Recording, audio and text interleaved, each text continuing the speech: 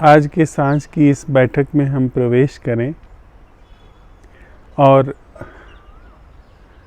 जिन प्रश्नों के साथ हम कल से चल रही यह ध्यानशाला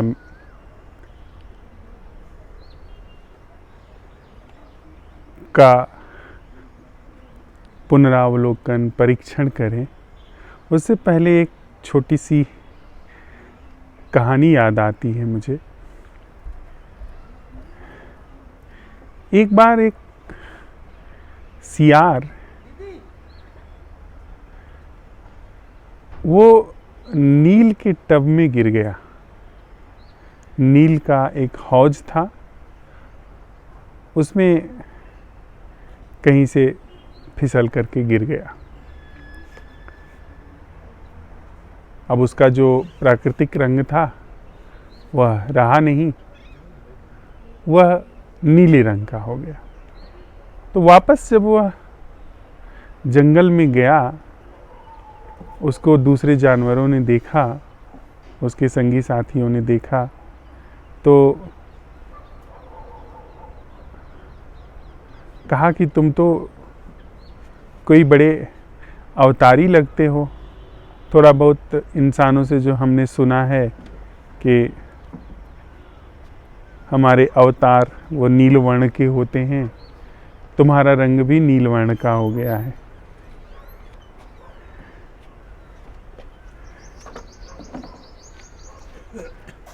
तो कुछ तुम्हारे साथ बड़ा शुभ हुआ है, बड़ा अच्छा घटा है।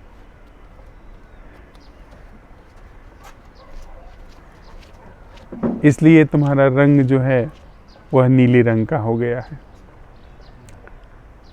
अब लोगों ने इस तरह से सुझाव दिया, लोगों ने उसको इस तरह बताया, उसके संगी साथियों ने इस तरह से उसको महिमा मंडन किया, और हर व्यक्ति तैयार ही रहता है। हर व्यक्ति यह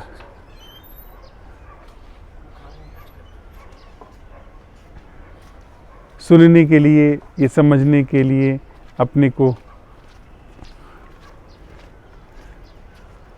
बनाए ही रखता है कि वह कुछ अनूठा है, वह कुछ विशिष्ट है।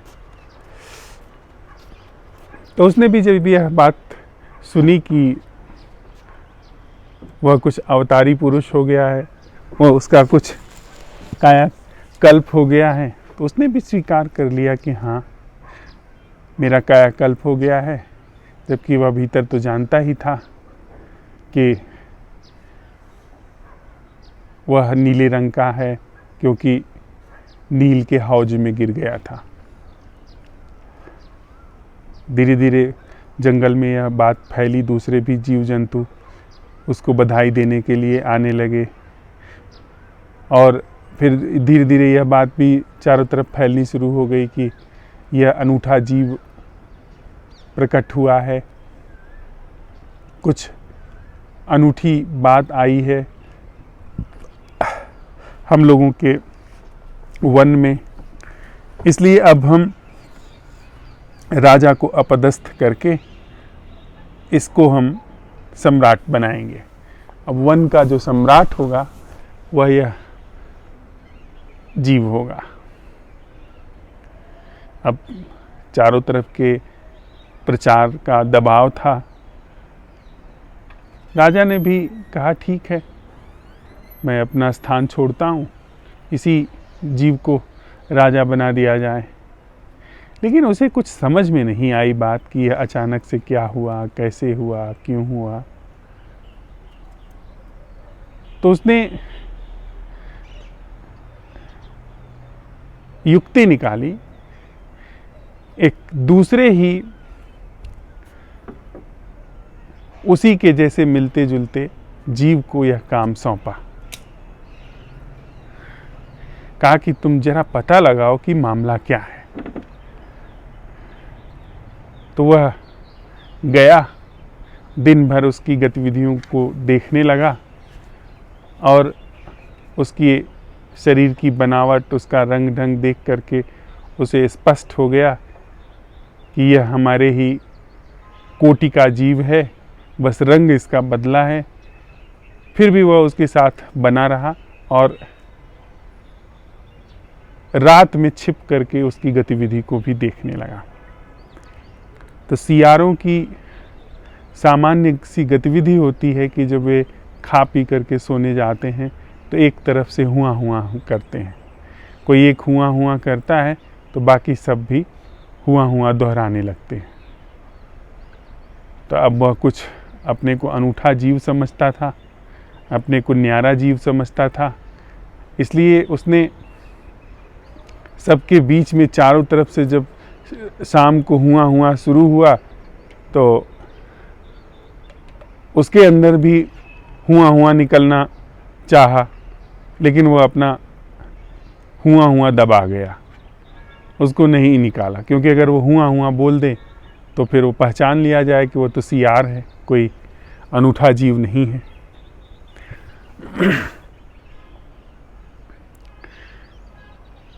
लेकिन जब हुआ हुआ शांत हो गया, जब सब सियार सोने चले गए, तो वह चुपके से उठा और जाके एक माद में अपना मुंह डाल करके वहाँ जी भर के हुआ हुआ किया। और फिर वापस जब उसकी पूरी हुआ हुआ निकल गई तो वापस आकर के अपनी जगह पे सो गया। लेकिन वह जो दूसरा सियार राजा के द्वारा नियुक्त किया गया था, शेर के द्वारा, उसने उसकी सारी यह करामात देख ली और जा करके सारी खबर शेर को कही। शेर ने कहा कि अब ऐसे किसी को कहा जाएगा कि यह सियार है, केवल इसका रंग बदला है, पता नहीं क्यों बदला है, तो कोई मानेगा नहीं। सब सोचेंगे कि राजा का सिंहासन गया है, वो अपना सिंहासन हासिल करने के लिए इस तरह के लांछन लगा रहा है, आरोप लगा रहा है। इसलिए ऐसा करते हैं कि एक पार्टी रखते हैं, दावत रखते हैं, जिसमें सारे के सारे लोग, जितने जीव जंतु हैं, वो शामिल होंगे और सब अपना गीत गान करेंगे, नृत्य गीत होगा, हम लोग भी शामिल होंगे। पार्टी हुई, शाम को सब खाया पिया गया और फिर एक एक प्रजाति के जीव अपना अपना करतब दिखाने लगे। तो पंछियों ने गाया और मोर ने नाचा, बंदर ने अपनी कुलांचें दिखाई। ऐसे ऐसे सभी जीव जंतु अपना अपना करतब दिखाते रहे, कोई गाता रहा, कोई नाचता रहा, कोई करतब दिखाता रहा। जब सियारों की बारी आई तो उनको एक ही कला आती थी, हुआ हुआ, तो उन सब ने भी हुआ हुआ करना शुरू किया, अपना करतब दिखाना शुरू किया। अब हुआ हुआ शुरू हुई, पहले हुआ हुआ होती थी तो थोड़ी देर बस हुई और चुप हो गई, पर आज तो हुआ हुआ का पूरा करतब दिखाना था, इसलिए एक आध मिनट तो वो कंट्रोल कर गया, जो राजा था नया बना हुआ नीले रंग का। लेकिन जब 4-6 मिनट हुआ तो उसके कंट्रोल के बाहर बात चली गई और उसके अंदर से भी फिर हुआ हुआ निकलना शुरू हुआ। वो भूल ही गया कि वो सियार है, वो सियार नहीं है। उसने जो ऊपर से आवरण ओढ़ा था, अपने को हिप्नोटाइज किया था या मान लिया था, वो सब निकल गया और सियार का असली रूप उसके सबके सामने आ गया। सब ने देखा, कह रही ये तो सियार है, हुआ हुआ करने वाला। सब ने उसको अपदस्थ किया, फिर से राजा शेर बना। हम लोग इस ध्यानशाला में यह परीक्षण कर रहे हैं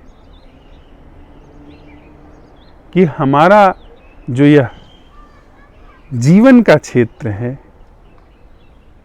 हमारा यह जो संबंधों का क्षेत्र है, यह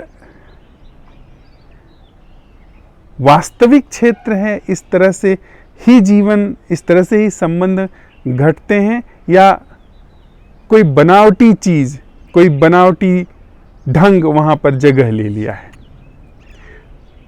उसके सत्यापन के क्रम में, अर्थात हमने अमृत देहरी पर जो मृत्यु के गीत गाने शुरू किए हैं और उस मृत्यु के गीत के क्रम में हमने जो अपना सत्यापन शुरू किया है कि हम वास्तव में क्या हैं, वह सत्यापन जो जागरण से, जो अवलोकन से, जो अवधान से जगह ले रहा है, जिस जागरण के माध्यम से हम अपना सकल समूचा जीवन, जो कि जीवित और मृत की दो छोरों के बीच में डोलता है, जिसे हम अब तक जीवन समझते आ रहे हैं, उसको देखते समझते और इस होश की जागरण की कला के माध्यम से उसको अमृत को समर्पित कर रहे हैं। यह कोई तर्क का विषय नहीं है, यह कोई शास्त्र अध्ययन का विषय नहीं है, यहाँ कोई विधि नहीं है, यहाँ कोई सेंटिमेंटल भावनात्मक, जो कि कृत्रिम रूप से भावनात्मक हमारे आचरण और व्यवहार हैं, जो सम्मोहन के आधार पर निर्मित भावनाएं हैं, जो कि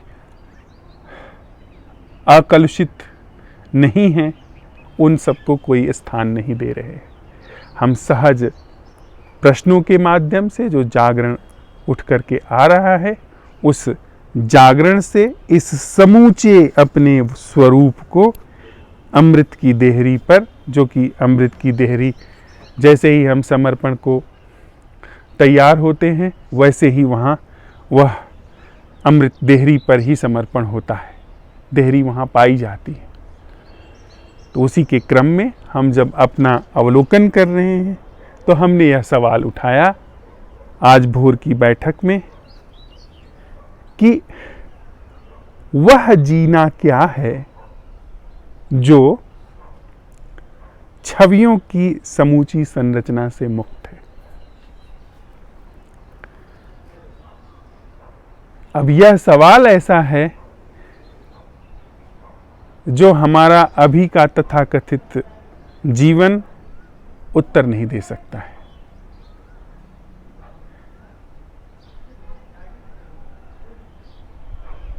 इसके पास ऐसे किसी जीवन को उद्घाटित करने की, परिभाषित करने की, व्याख्यायित करने की कोई भी सूचना नहीं है।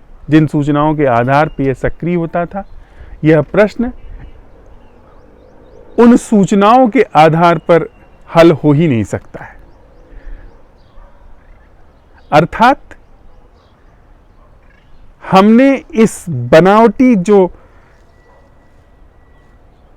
जीवन के नाम पर धारा चल रही है, संबंध के नाम पर जो ढंग चल रहा है, उसके सामने ऐसी स्थिति पैदा कर दी कि इसकी असलियत जाहिर होने लगी, यह हुआ हुआ करने लगा।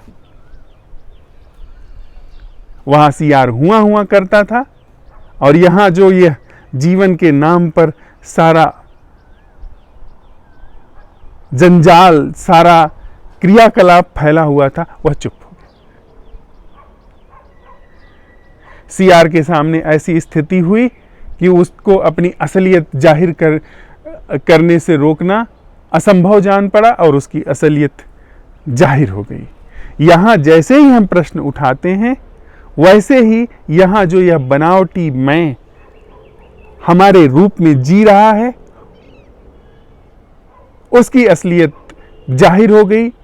उसके सामने ऐसा प्रश्न रख दिया गया जो कि वह हल ही नहीं कर सकता है, इसलिए वह चुप हो गया। वह जो जीवन की धारा थी, सोच विचार के रूप में, संबंध का वह जो ढंग था, सोच विचार के रूप में, छवियों के रूप में, संबंधों में जो छवियां बनती थी, जीवन में जो छवियां बनती थी, जिनके आधार पर जीवन चलता था, वह तत्क्षण वहीं का वहीं ठहर गया। क्योंकि वह ऐसा कोई, ये जो तथाकथित जीवन धारा है, ये जानती नहीं है कि बिना छवियों के जीवन क्या होता है। सीआर जानता ही नहीं है कि जब चारों तरफ हुआ हुआ हो रही हो, तो बिना हुआ हुआ के कैसे जिया जाए। वह एक ही तरीका जानता है कि चारों तरफ हुआ हुआ हो रही है, तो मैं भी हुआ हुआ करूं। थोड़ी बहुत देर कंट्रोल कर लेता है, जैसे हम कंट्रोल कर लेते हैं, हमने अपने को मैनेज कर लिया है, प्रबंधन कर लिया है, बड़े हम शालीन जान पड़ते हैं, बड़े हंसते मुस्कुराते जान पड़ते हैं, पर थोड़ी देर में हमारी कलई खुल जाती है, थोड़ी देर में हमारी वास्तविकता जाहिर होने लगती है। जहाँ मामला थोड़ा सा लेन देन का आया, पद प्रतिष्ठा का आया, जहाँ अपने पराये का मामला आया, जो सीआर है वो हुआ करना शुरू कर देता है। हमने सब जो प्रबंधन करके रखा है वह सब ऊपर ऊपर था, और जैसे ही ऐसी कोई चुनौती आती है तैसे ही हम अपने अपने को अपना को खींचने लगते हैं। अब यह प्रश्न हमारी सारी कलई खोल दे रहा है। ये थोड़ी सी कलई नहीं, ये समूचे जीवन की कलई खोल दे रहा है। इसके सामने जैसे ही यह प्रश्न आया कि वह जीना क्या है जो छवियों से मुक्त है, इसकी सारी कलई खुल गई, ये नंगा हो गया। एक तरफ यह नंगा हुआ, एक तरफ इसकी वास्तविकता जाहिर हुई, इसके नंगेपन में, इसके बनावटीपन में, इसके प्रति से मोह भंग हुआ, और दूसरी तरफ वह जीवन उद्घाटित होने लगा जो अमृत। इधर यह जीवित मृत की जो संरचना का ढंग था, विचार के आधार पर जीवित और मृत की संरचना जो चल रही थी, इधर इसका अवसान शुरू हुआ, उधर जो अमृत है उसके द्वार पर प्रवेश होना शुरू हुआ। इधर मैं मिट रहा हूं, उधर अमृत ठीक उसी जगह पर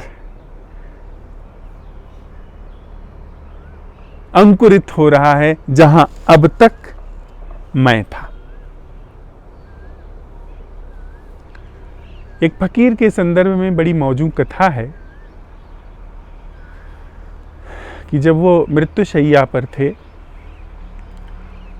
उनकी पत्नी ने जो उनका रोज का व्यवहार था, जो अज्ञेय के ऊपर जो उनकी अगाध श्रद्धा थी कि उनके पास जो भी कुछ होता था उस दिन, वो सांझ तक सब कुछ बांट देते थे। लेकिन उनकी पत्नी ने उनके इस रोज के जीवंत क्रियाकलाप के विपरीत, उनकी तबीयत खराब थी, रात को कोई ज़रूरत पड़े, इसलिए 2 सिक्के बचा करके रख लिए कि रात में अगर ज़रूरत पड़ी उपचार की, वैद्य की, दवा की, तो कहाँ से आएगा, इसलिए रख लिए। और उस दिन वे बड़े बेचैन हो उठे। उन्होंने पूछा पत्नी को बुला करके कि आज कुछ तो ऐसा हुआ है जो नहीं होना चाहिए था, क्या हुआ है ऐसा? तो उनकी पत्नी ने कहा कि कुछ तो नहीं, बस मैंने 2 सिक्के बचा करके रख लिए हैं कि आपकी तबीयत खराब है और हो न हो कोई ज़रूरत पड़ जाए रात बिरात। यही बात है, इस कारण से ही मैं इतना बेचैन हूँ। बीमार तो हूँ ही, पर वह सामान्य प्रक्रिया है शरीर की, पर यह जो बेचैनी है उस अज्ञेय के प्रति खंडित श्रद्धा के कारण पैदा हो रही है। तो उन्होंने कहा कि इसको तत्क्षण जाकर के बाहर दान कराओ। मध्य रात्रि थी, पूरा नगर सोया हुआ था। उनकी पत्नी ने पूछा, अब इतनी रात को दरवाजे पे कौन याचक मिलेगा जिसे हम दान करें? तो उन्होंने कहा उसकी चिंता मत करो, जब अर्पित करने वाला तैयार होता है वे हाथ समक्ष तत्क्षण हो जाते हैं जो ग्रहण करे। जब हम समर्पित होने को तैयार होते हैं, जब मिथ्या का अवसान, सम्यक अवसान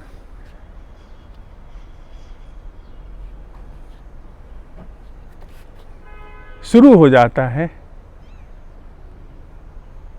जब जीवित और मृत के तथाकथित आभासी जीवन का, भुलावे वाले जीवन का जब अंत होना शुरू होता है, अमृत वहां पाया जाता है। अमृत द्वार पर ही खड़ा होता है, अमृत वहीं खड़ा रहता है, शायद प्रतीक्षा में कि इस बनावटी संरचना का अंत होना शुरू हो और मैं यहाँ पर अंकुरित हूँ, मैं इस जगह पर जीवंत हूँ, बहूं, पसरूं। उनकी पत्नी को भरोसा न आया, लेकिन वे कहने पर गईं। उन्होंने जैसे ही द्वार खोला, पाया कि एक याचक द्वार के सामने हाथ फैलाए खड़ा हुआ है। उन्होंने वो सिक्के उसके हाथ पे रखे, द्वार बंद करके वापस आई और कहा कि यह तो बड़े आश्चर्य की बात है कि इतनी मध्य रात्रि को कोई बाहर खड़ा था। उन्होंने भी यही बात कही, फिर से कही कि यही रहस्य है जीवन का, कि जैसे ही हम झूठ, जैसे ही हम मिथ्या, जैसे ही हम कृत्रिम गलने को तैयार होते हैं, वहाँ जहाँ हम अब तक थे, वह जो जगह हमने अब तक घेरे रखी थी, ठीक उसी जगह पर, ठीक वहीं पर अमृत अंकुरित हो जाता है। यह जीवन के बड़े रहस्यों में से एक है। तो बस उसी रहस्य ने यह कहा कि जाओ देखो, कोई न कोई द्वार पर होगा, और द्वार पर था। यह जीवन के परम नियमों में से एक है कि जब भी समर्पण, सम्यक रूप से समर्पण, न कि अपने द्वारा प्रक्षेपित समर्पण, न कि अपने द्वारा कल्पित समर्पण, अपनी ही प्रतिमा के समक्ष समर्पण, अपने ही आग्रहों के प्रति समर्पण, अपनी ही बनाई मूर्ति, बनाई प्रतिमा, बनाई छवि के प्रति समर्पण, वह समर्पण नहीं है। वह समर्पण वस्तुतः अपने ही आग्रह के प्रति सिद्धि है।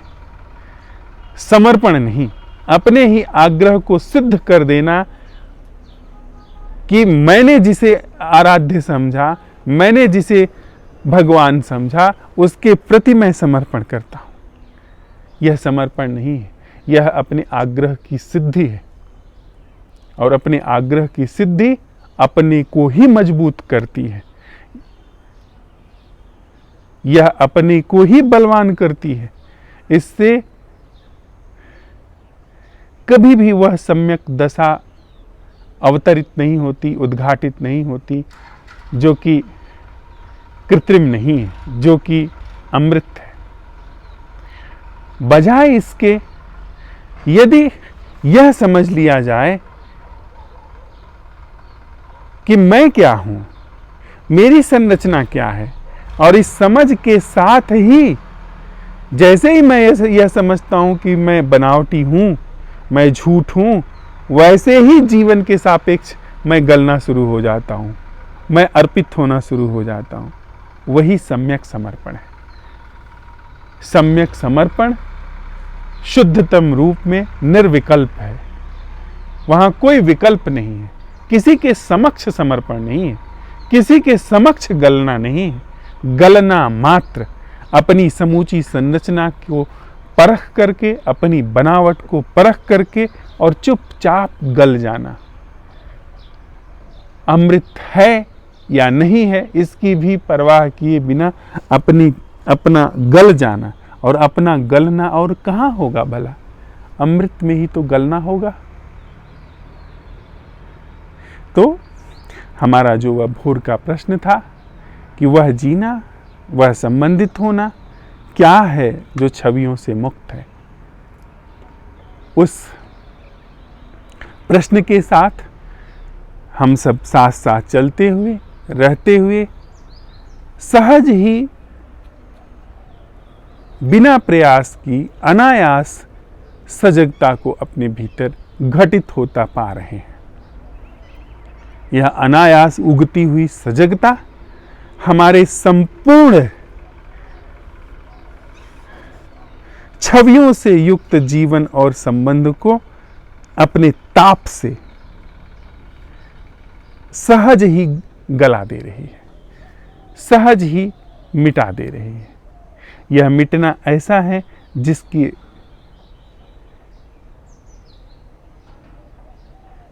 जिसकी कोई मैल नहीं होती। आप कागज़ से पेंसिल के द्वारा लिखी गई कोई चीज़ मिटाते हैं तो वह पेंसिल से लिखी गई जो रचना है, जो आकृति है, जो शब्द हैं, वे मैल के रूप में झरते हैं। लेकिन इस तरह से सहज, इस तरह से जो इन असंभव प्रश्नों से आई सजगता है, वह जब मिथ्या को मिटाती है, वह जब मैं को मिटाती है, उसमें कोई मैल नहीं झरती। वहां पर निर्धूम जलना होता है, बिना धुएं के वहां पर जो झूठ है वो दग्ध हो जाता है। सिर्फ इसीलिए क्योंकि झूठ जिसका कभी अस्तित्व ही नहीं था, उसका जलना बस एक प्रतीकात्मक है, उसका समझ लेना ही अंत हो जाना है। तो हम सब यह देख रहे हैं साथ चलते हुए कि जब हम यह असंभव प्रश्न उठाते हैं कि वह जीना क्या है जो छवियों से मुक्त है, तो यह असंभव प्रश्न कैसे काम कर रहा है, जो कि हमारे अवलोकन में अभी पिछली चर्चा में आया था।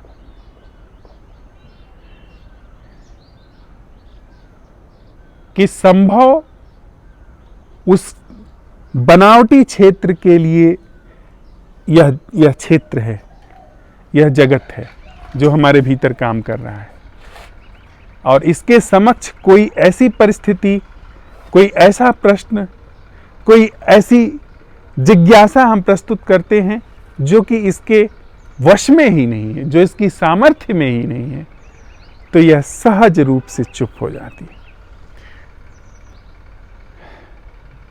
हमने जैसे ही यह प्रश्न उठाया कि वह जीना या वह संबंधित होना, वह संबंध की सक्रिय क्रिया, जीवन की वह सक्रिय क्रिया क्या है जो छवियों से मुक्त है, इस प्रश्न के उठने में ही जो जीवन का धोखा देती हुई अब तक प्रक्रिया चलती चली आ रही थी, थम गई, ठहर गई, स्थिर हो गई। उसको संकल्पों से, उसको नीति से, नियमों से, सिद्धांतों से, उसको बार बार के अभ्यास से रोकने की जरूरत नहीं पड़ी। उसको किसी तप से, साधना से रोकने की जरूरत नहीं पड़ी, क्योंकि वे सारी चीज़ें इम्पोज्ड हैं, थोपी हुई हैं, वे सारी चीज़ें बनावटी हैं। यह सहज रूप से प्रश्न उठाने में ही इसका अंत, इसका ठहरा जाना है। और इसका हम साथ साथ चलते हुए और भी इसके साथ हम बने रहेंगे, बने रह रहे हैं कि जब यह ठहर जाता है तो कैसे यह एक्सप्लोरेशन होता है, कैसे यह और गहरे में प्रवेश कर रहा है। उसके संदर्भ में भी एक बात और हम लोगों को साझा कर लेनी है अपने अंदर, कि हम एक तरीके का पता लगाना, एक्सप्लोरेशन जानते हैं जिसमें बड़ी हलचल है, बड़ी अस्थिरता है, बहुत कुछ हो रहा है। यहाँ से चीज़ें ली जा रही हैं, वहाँ रखी जा रही हैं, वहाँ से ली जा रही हैं, कहीं और रखी जा रही हैं, कुछ मिलाया जा रहा है, कुछ घटाया जा रहा है, कुछ सही किया जा रहा है, कुछ गलत किया जा रहा है, कुछ संगत है, कुछ असंगत है। उन सारी प्रक्रियाओं को हम समझते हैं एक्सप्लोरेशन है। हम पर हमारा पता लगाना है। वह हमारे अंदर वह एक ख्याल, झूठा ख्याल, धोखा इस तरह से आया है जैसे हमने बाहर के क्षेत्र में पता लगाया है। एक विज्ञान का छात्र वो बहुत सारी चीज़ों पर प्रयोग करता है, वह इस तरह से प्रयोग करता है, उस तरह से प्रयोग करता है, यह रसायन उसमें मिलाता है, यह मात्रा उसमें मिलाता है, इसको इस कोण से रख करके देखता है, उसको उस कोण पर रख करके देखता है, और अंत में फिर पहुंचता है निष्कर्ष पर कि हाँ, इससे यह ऐसा सिद्ध होता है। एडिसन ने बल्ब बनाने के पहले अनगिनत प्रयोग किए थे जो कि असफल रहे थे, और अंत में वो बहुत सारे प्रयोग करते हुए फिर बल्ब बनाने में सफल हुए। वही ढंग, वही ढर्रा हम समझते हैं कि जीवन और संबंध के क्षेत्र में हम अपना करके और पता लगा लेंगे, वह चीज़ वहाँ काम नहीं करती है। जीवन के परीक्षण में, जीवन के एक्सप्लोरेशन में सोच विचार की कोई गति नहीं है। वहाँ अगर कहना ही हो तो मात्र एक चीज़ लक्षण के रूप में दिखाई पड़ती है कि हाँ, सम्यक रूप से परीक्षण हो रहा है, वह है ध्यान, वह है होश। यदि हमारे प्रश्न से होश हमारे जीवन में आ रहा है, हम जिस प्रश्न कला को यहाँ साथ साथ सीख रहे हैं, असंभव प्रश्न कला, उस असंभव प्रश्न कला से हमारे जीवन में होश का उद्घाटन हो रहा है। उठने में, बैठने में, चलने में, फिरने में, व्यवहार में, आचरण में एक सजगता बनी हुई है, और मौन सजगता, अनामंत्रित सजगता, uncultured awareness, unorganised awareness, unimposed awareness अगर वहाँ पर बनी हुई है तो हम कह सकते हैं कि हाँ, हमारा एक्सप्लोरेशन चल रहा है।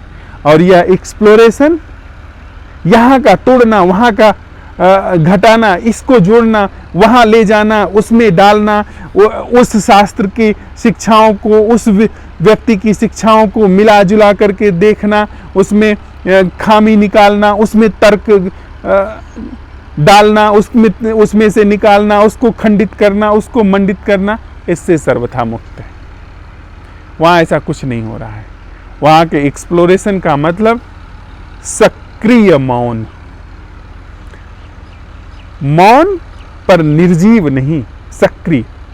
हम जब यह प्रश्न उठाते हैं कि वह जीना क्या है जो छवियों से मुक्त है, तो वहाँ पर पूरी यह सोच विचार की प्रक्रिया जब थमती है तो वहाँ सक्रिय मौन है, मौन है और परिपूर्ण होश के साथ मौन है। और वह मौन, वह होश उसको उद्घाटित कर रहा है जो कि ऊर्जा का विकृति से मुक्त प्रवाह है जीवन और संबंध के क्षेत्र में। वह गीत वहाँ गाया जा रहा है, अवलोकन का, जागरण का, मौन गीत वहाँ अर्पित हो रहा है जहाँ से अमृत के द्वार खुलते हैं।